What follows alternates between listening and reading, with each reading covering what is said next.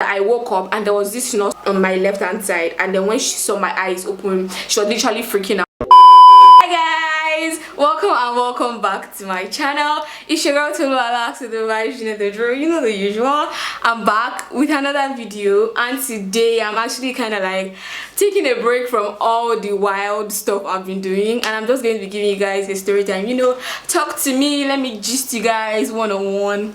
And while doing that, I'm going to be getting rid of this hair because I've been very lazy to do anything, and by anything I mean everything except YouTube. So I decided that how about I just, you know, come to YouTube and get it done. Kill two birds with one stone. If you're new to my channel, thank you so much for tuning in. If you're not new, thank you for returning.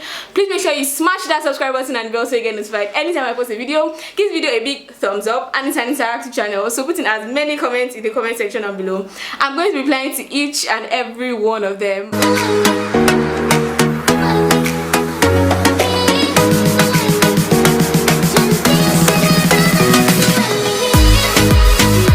So let's get rid of this knot. So we're done with that, and I look like Medusa right now. I was 7 years old at the time, and I just noticed that I was always having this pain at the right side of my stomach. And then I told my parents, and they will always give me antibiotics. They will give me one drug or the other, and I was using drugs and I was tired. And then I was still complaining of the pain. It was like it was even getting worse, and they were like, okay, you know what, we have to take her to the hospital. And so they did. So they took me there and they were like, oh, she's complaining of the pain at the right side of her stomach, so she has to get a scan.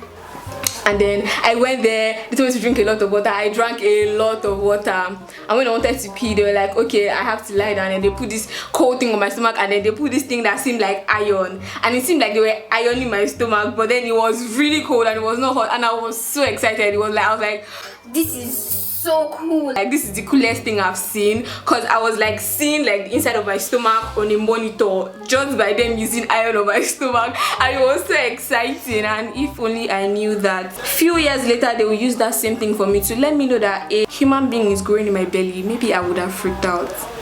But I was so excited at that point, and I didn't even think it through. Anyways, not like I was that smart. So they did the scan, blah blah blah blah blah, and they're like, oh, she has appendicitis. I'm like, come again? What's that? I didn't get it. Explain in 7-year-old terms, because I don't know what you're saying right now. And doctor was like, oh, she has to undergo surgery because it's already like at a bad stage, and thank God she noticed it quick. This one, that one. Yeah. All this doctor bullshit. So we told my aunt, my mom told my aunt that, okay, we went to the hospital today and the doctor said that your niece has to do surgery, that she has appendicitis. And my auntie started crying. She was like, oh my gosh, she's too young. She's just 7 years old.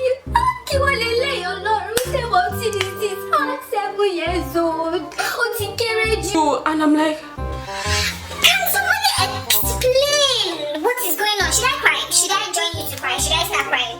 or should I just start telling God, hi, what's up? How you doing? Because I was lost. And she was crying. And mom was like, Uncle, now, just calm down. They said she would do surgery. That thank God we realized it on time. I did not still understand. I was like, okay. I got to school the next day, and then I was talking to my friends in class. I was like, you guys, I went to your test and said I have to do surgery. And then there was this boy in my class that had done the surgery before. Actually, he did the surgery. But you know the way guys are now, they're so carefree. And after the surgery, like almost immediately after the surgery, he went and he played football. And when they did the surgery tour, and he had to go back and get another surgery done. And then this guy was explaining to me one thing he even said. Then it was like, everybody in this life will have appendicitis at one point or the other. So if you're in this class and you've not done the surgery before, you're going to do it. I know they were shouting, go for big, go for big. You know, all we primary 4 students then.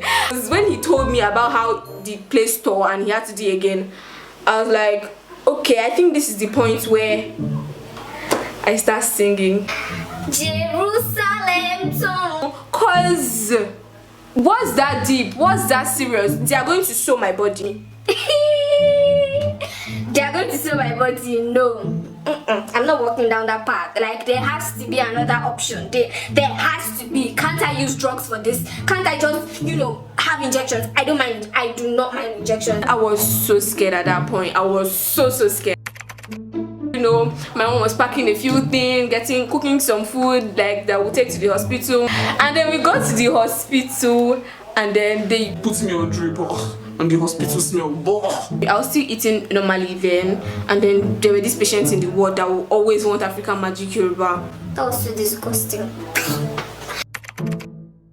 Day after day after day after day, people I know, people I don't know, pastors, people will always come and greet me. Pele, sorry, yeah. Pray for me, pray. Oh God, I've not prayed that many times successively in my life before.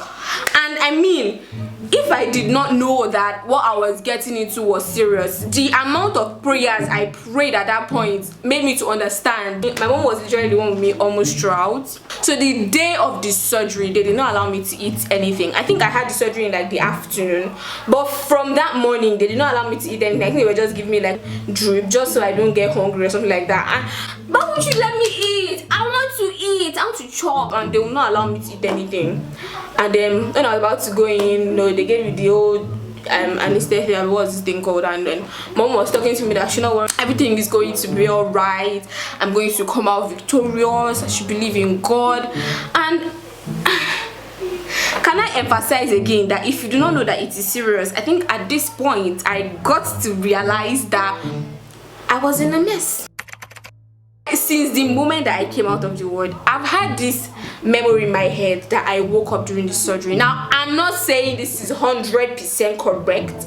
I would say 70, but it is possible that I was hallucinating because I was obviously under the influence of drugs. Not drugs, but drugs, if you get what I mean. So I could have been hallucinating, I could have been imagining it, although I don't know how good an imagination I would have had as a 7-year-old child.